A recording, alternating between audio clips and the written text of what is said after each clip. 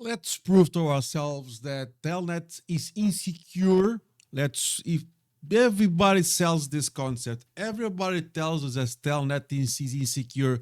Let's prove that using Linux and Wireshark. First of all, let's get the tools at the ready. Right?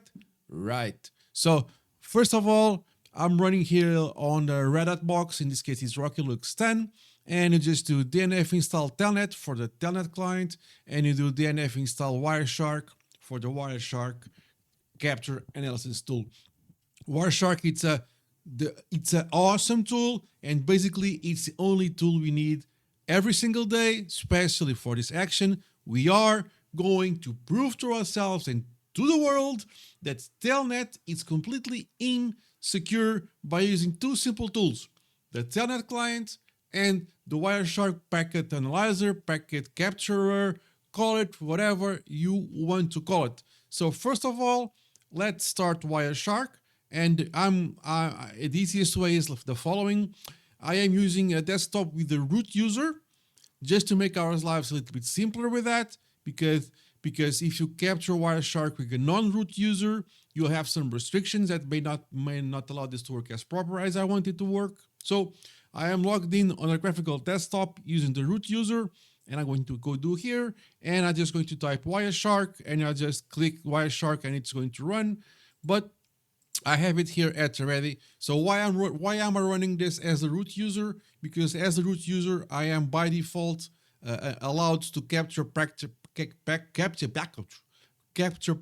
on the network card ETH0. Okay, so this is going to make my life a little bit simpler, and you can capture ETH0 with no issues. And we're going to hit here the ETH0, and you're going to click there that it says start capturing packets. If you're watching this in the short form, come and join me on the long form of this video for all the details. For the long form peeps, let's continue on. So I'm not saying that you cannot capture like this using a non-root user, but using the root user will just make our lives a little bit simpler for the purpose of this video. Okay, so I'm going to hit the ETH key, the ETH0 interface here, and I'm going to hit the shark fin. This is going to start capture packets.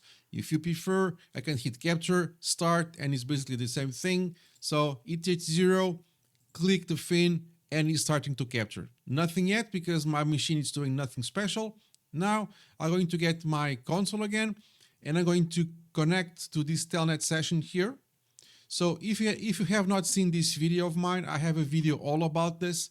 So the towel blinking lights.nl is going to show us the full story of Star Wars. It's going to show us the first Star Wars movie using Telnet and ASCII characters. Okay, this is what you get by using this Telnet session, connecting to that Telnet local blinking lights.nl. And it's going to watch the first episode of Star Wars. Okay, this is actually going through, and you can see it throughout the whole movie and watch it via Telnet. Now we're going back here to the Wireshark thingamajiggy. As you can see on the protocol here, I have Telnet there. Okay, Telnet, etc. If you want to filter out, you can right-click and just filter. Where is a filter? Apply as a filter, selected, and all you can see is this Telnet session. See, there you have it. You can click wherever packet you want, whatever packet secrets you want. It doesn't really matter because Wireshark is going to reassemble all of this. I'm going to click on this one there. It's fine. Then I'm going to analyze and follow TCP stream. There you have it. I'm seeing all the Telnet packets getting captured and just getting shown here without issue, without restrictions, and I'm seeing everything like I'm seeing there. Okay, capture is stopped. Until this capture is possible, so packets are getting captured still. But all the possible packets we could see using that Telnet session. And if you were connecting through via Telnet to a session, passing on passwords, usernames, you will be able to see everything that you type in a terminal. The passwords will be shown, the usernames will be shown, everything will actually be shown. And you can also do this for HTTP unsecure sites. So you can follow your stream and everything is going to be shown to you on screen as they are. And this is proof that Telnet is insecure, completely insecure, completely unsafe. I'm not saying that it does not have its use cases. It does, but bear in mind it's very, very, very insecure. Again, for some of you guys are paying a little bit more attention to the details, is that in a real network, for example, if I'm on VLAN 2 and the traffic is on VLAN 3, I cannot capture that. So if I'm on port 1 of the switch and the traffic is being generated on port 2 of a switch, two different switch ports cannot capture traffic from one another. They are isolated. So it can be somewhat mitigated. I can prevent an anonymous person from capturing packets from another group of people. That can be done, and switches that nowadays, well, in the next 20 years, do that by default. So it's not that bad as it seems at first glance, but that does not make it good.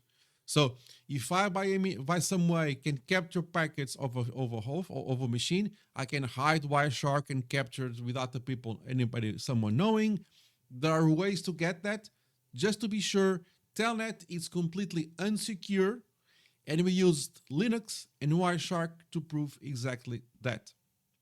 Let me know if you have any questions. Let me know if you have any doubts. I'm quite happy to answer them all. Like, subscribe, hype, and comment. It will help. And I'll see you in the next one. Cheers, guys.